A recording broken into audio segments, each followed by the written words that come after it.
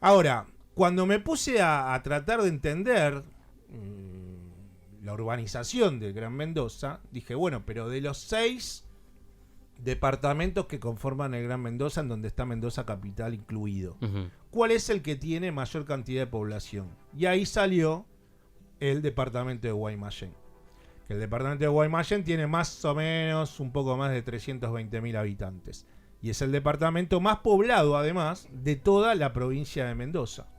A partir de ahí yo dije, che, Martina, acá me parece que hay un dato Claro. para hablar con el intendente de este departamento, de Guaymallén, que tiene todos estos datos que nos va a hablar muy bien de la realidad, no solamente que vive la provincia, sino que además esa parte que se compone de lo que explicaba recién, que es el Gran Mendoza. Bueno, está con nosotros el intendente del departamento de Guaymallén.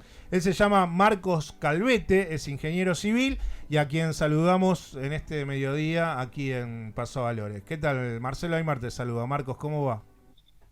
Hola Marcelo, ¿cómo estás? Buenos días a todos. Bien, como verás me hice un estudioso del Gran Mendoza, en donde Guaymallén tiene una parte muy importante para el entendimiento de ese conurbano que forma la capital mendocina.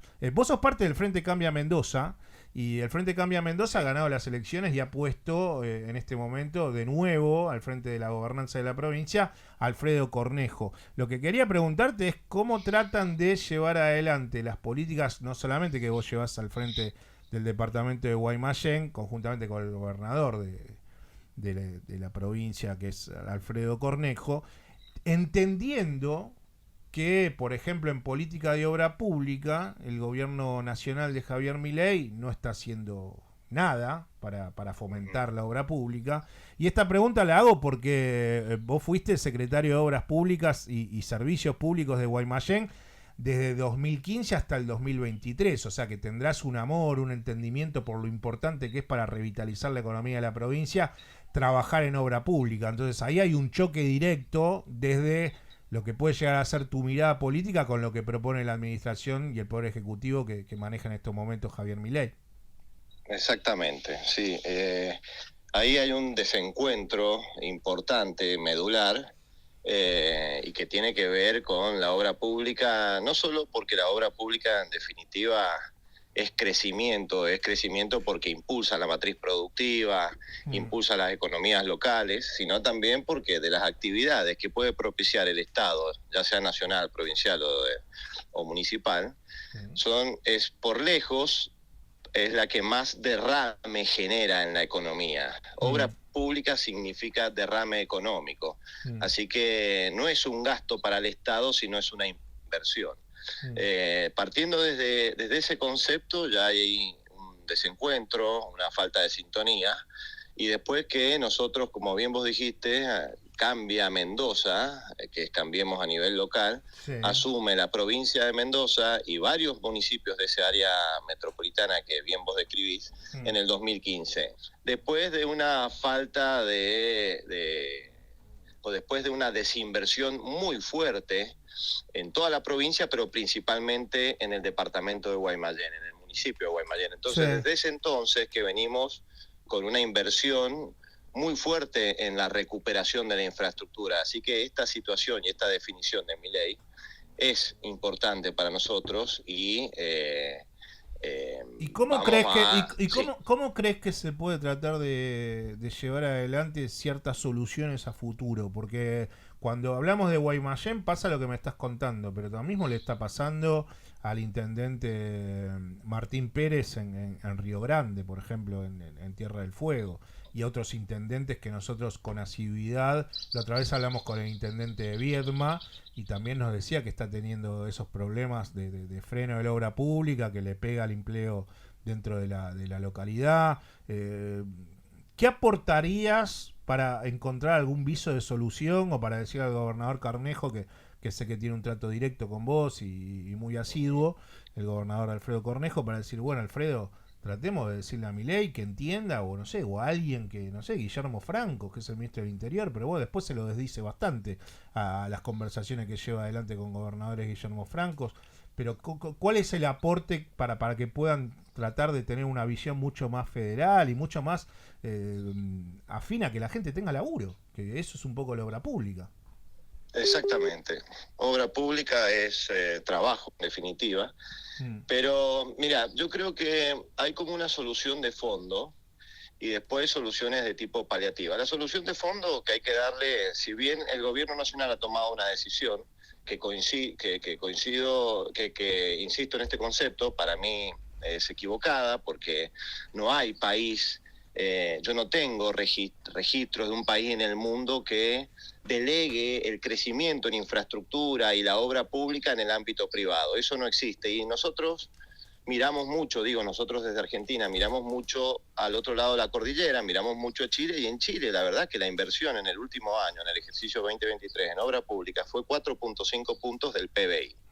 Y en la gestión nacional, en el 2023, fue 2 puntos del PBI, o sea, estamos muy por debajo de inversión pública en obra pública en la Argentina respecto a los países que miramos como desarrollados en la región. Así que el problema no es la obra pública, el problema ha sido la honorabilidad con la cual se desempeñan los cargos públicos, aquellos que tienen a cargo la obra pública. Entonces, si vamos a tomar esa decisión de que el país siga esa senda de el Ejecutivo Nacional no invertir en obra pública, hay que hacer una reingeniería tributaria, porque está pensado el esquema tributario para que la nación recoja fondos de los habitantes de la Argentina y los distribuya con un concepto federal en las provincias y en los municipios, para que haya dinámica económica y eso, si vamos a empezar a recortar para la obra pública, si vamos a empezar a recortar desde lo nacional, para el transporte público, hay que hacer una reingeniería tributaria y las provincias tienen que empezar a recaudar parte de los fondos que hoy se está llevando la nación.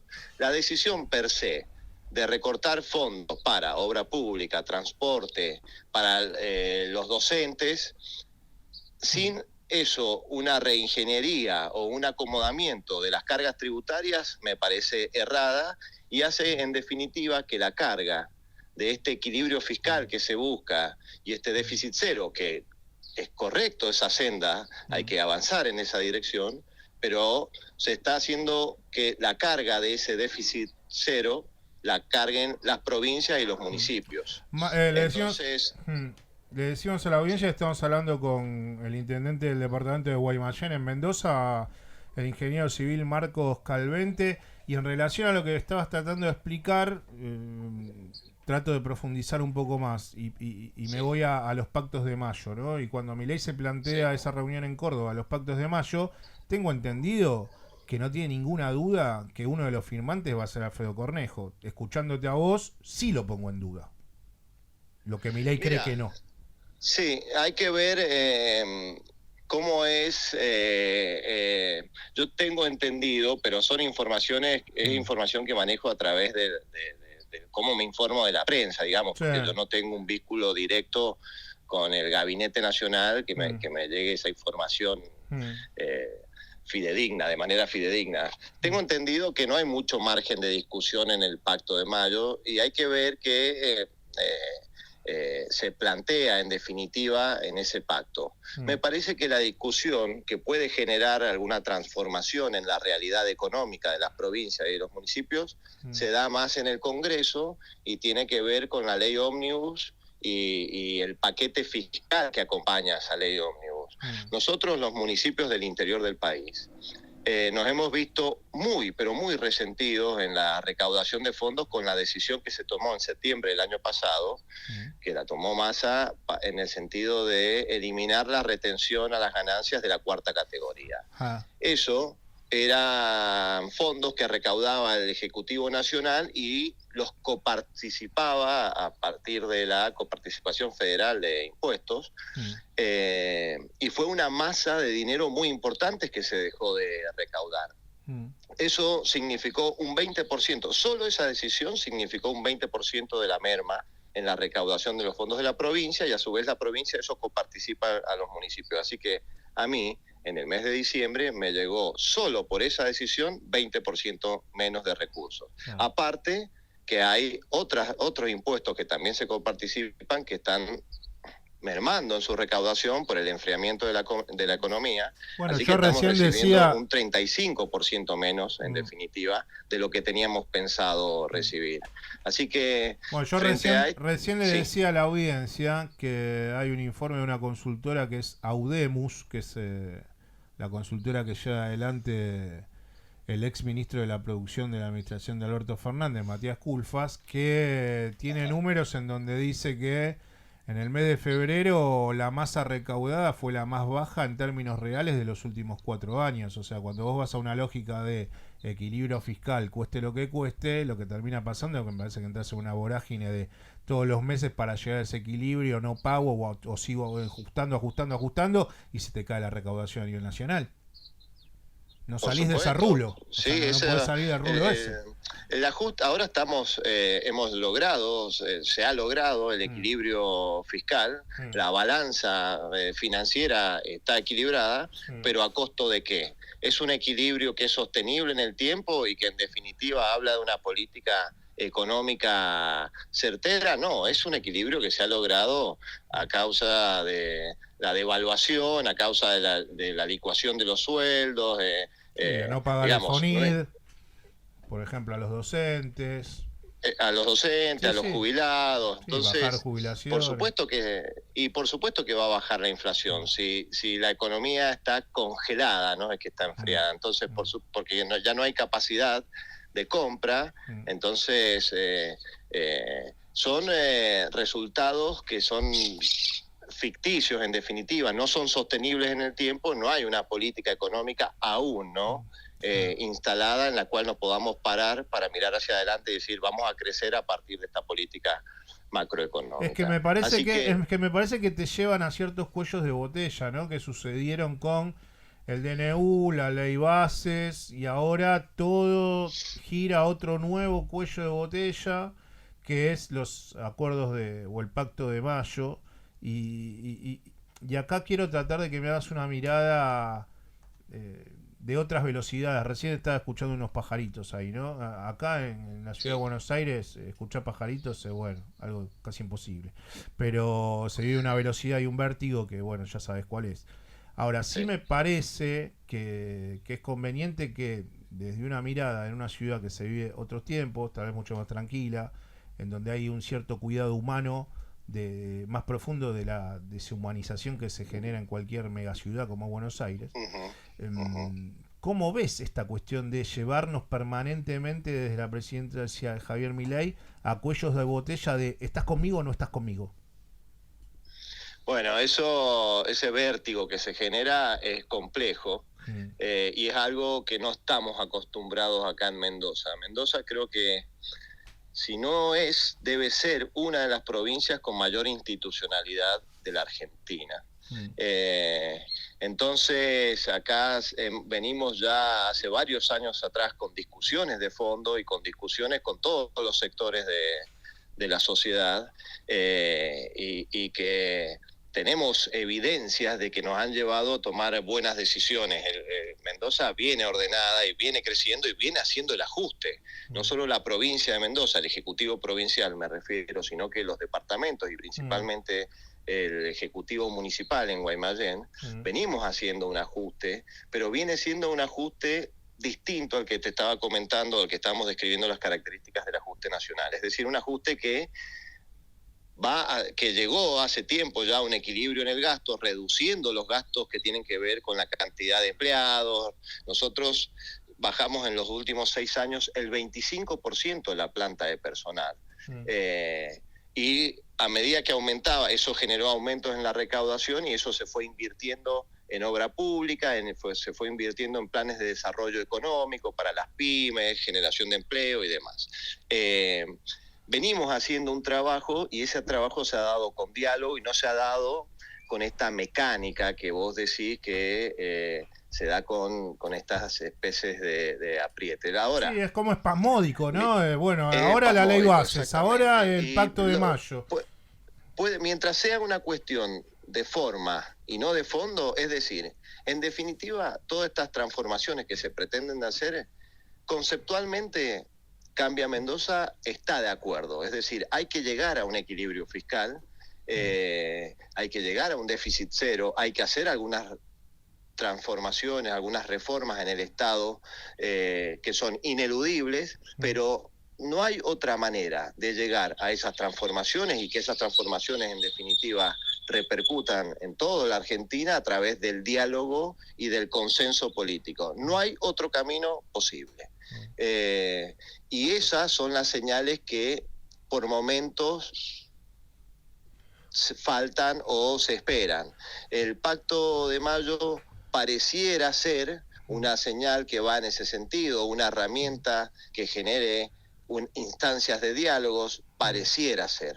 Yo creo que ahí está la clave de sostener este rumbo, pero a través de un consenso político y de un acuerdo político de la mayoría de las fuerzas y contando, Marcos, por supuesto, con el apoyo de los gobernadores y los intendentes. Yo no veo un destino posible fuera de ese escenario. Marcos, yo cuando estaba recibiéndote y comenzando esta entrevista y este diálogo que estamos teniendo, estaba describiendo un poco las características del Gran Mendoza. Y para finalizar esta entrevista quería preguntarte, en este último tiempo, ¿cuántas barriadas populares han crecido o cómo está la situación de los barrios populares en el Gran Mendoza? Si vos considerás que hay cada vez más barriadas endebles, ¿cómo ha sido en este último tiempo el comportamiento de los barrios populares de ese Gran Mendoza, en donde Guaymallén es el departamento más grande de los 6 distritos que componen el Gran Mendoza? Sí, es así. El número en sí de los barrios populares no es que ha crecido, no hay nuevos barrios populares instalados y me atrevo a hablar en nombre del resto de los intendentes del Gran Mendoza, pero sí han crecido los barrios populares que ya estaban instalados, han crecido en su extensión, ¿no? En la cantidad de moradores que tienen dentro de esos barrios. Y eso se debe básicamente a las políticas que han llevado a que la clase media cada vez se está restringiendo más, cada vez se está estrangulando más y hay sectores de las clases medias que pasan a ser clases más bajas y la verdad que hay muchas situaciones que tienen que ver con eso, no solo la cuestión macroeconómica. Por ejemplo, la ley de alquileres ha propiciado un poco esta situación. Entonces, lo que ha ocurrido es que barrios que tenían cierta extensión en estos últimos años no sé si se ha duplicado, pero ha crecido en un porcentaje importante la extensión de esos barrios. Y eso, y ahora hablando ya un poco digamos, en mi rol pasado de secretario de Obras, fuerza a que los estados, ya sean provinciales o municipales, tengan que realizar intervenciones para mejorar las condiciones de hábitat en esas urbanizaciones. Entonces, cuando antes se pensaba capaz que en erradicarlas, ahora tenemos que estar pensando en generar mejores condiciones, pero para darse el hábitat dentro de esa barriada, ¿no? Marcos, ha sido un placer hablar, te mando un abrazo, buen fin de semana y bueno, ganas de ir a escuchar esos pajaritos más de cerca en Guaymallén, así que buen fin de semana y te mando un abrazo. Bueno, dale, gracias igualmente, ha sido muy agradable la entrevista, un saludo a todos. Gracias. Chau. Quien está hablando con nosotros era Marcos Calvente, quien es el intendente del departamento de Guaymallén. Él pertenece políticamente al Frente Cambia Mendoza, quien en su referente y en su liderazgo está el actual gobernador de la provincia de Mendoza, Alfredo Cornejo,